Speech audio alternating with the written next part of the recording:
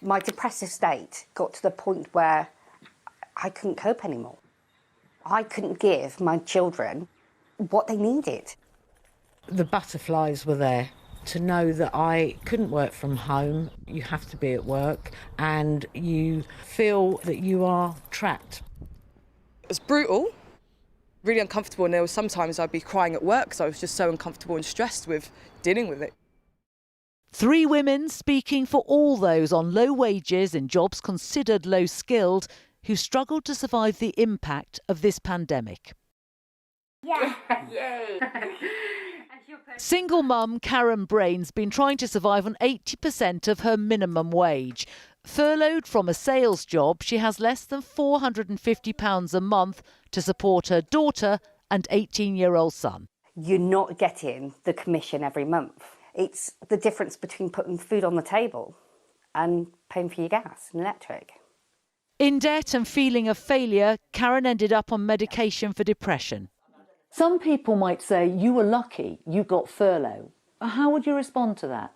You're trying to make ends meet. You've been a single mum, you're working, you're paying your rent, you're like doing everything what you're supposed to be doing, and it's still not enough. There you go, Dad. Sandwich for you. At home, Rachel Goodwin has become the main carer for her 85-year-old dad. She has to juggle this with going to work in a supermarket as a low-paid key worker. I've experienced stress that I've never experienced, and that I feel is because of taking on extra responsibilities with caring and helping out more with my dad. I've always been quite happy to walk into my workplace, but the physical act of doing so made me feel quite anxious and worried.